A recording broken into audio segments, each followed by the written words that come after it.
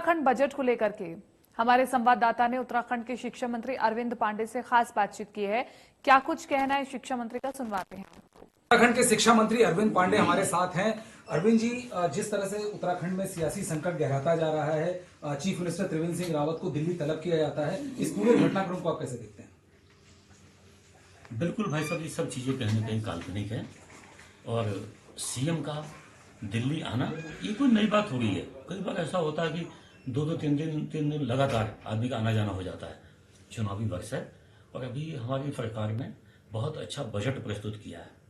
11 शहर को कमिश्नरी घोषित की है, जो उत्तराखंड की जनता कभी सोच भी नहीं सकती थी।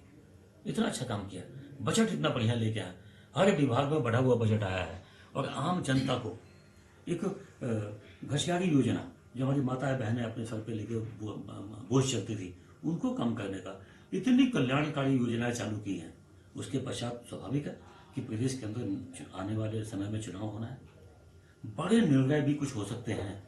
उसको लेके हमारे जो केंद्रीय में अधिकारी बैठे हैं उनको जानकारी देना, उनसे पूछताछ करना, उनसे सुझाव लेना, परामर्श लेना, आशीर्वाद लेना, ये सीएम का दायित्व है, ये उसी का हिस्सा है। आप इस पूरे सियासी घटनाक्रम को काल्पनिक कह रहे हैं, लेकिन उत्तराखंड से यहाँ दिल्ली से 2 पर्यवेक्षक भेजे जाते हैं, रमन सिंह और दुष्यंत गौतम, और उसके बाद मीटिंग होती है कोर ग्रुप की और उस मीटिंग के अगले दिन ही तलब कर लिया जाता है। आपके अलावा कई सारे विधायक और मंत्री भी दिल्ली में मौजूद है, ये आपको काल्पनिक बातें लग रही?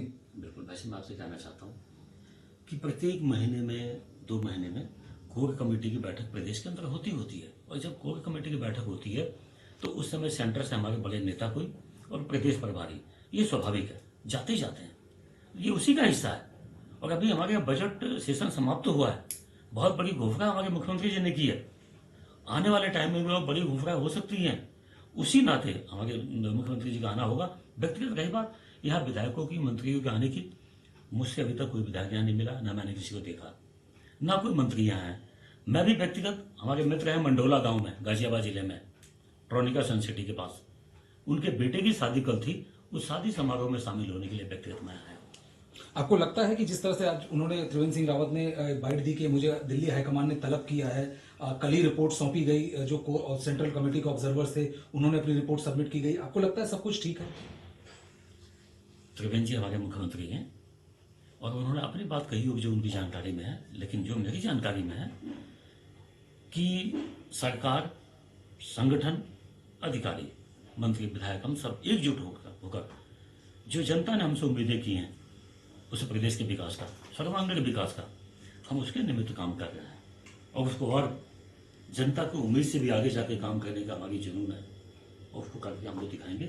इसके अलावा कुछ किंतु परंतु, राजनीतिक उठापटक, ये जो भी है ये राजनीति का हिस्सा है, क्योंकि चुनाव आने वाला है और विपक्ष के लोगों के पास कोई मुद्दा नहीं है, सरकार के खिलाफ बोलने का कोई मुद्दा नहीं है।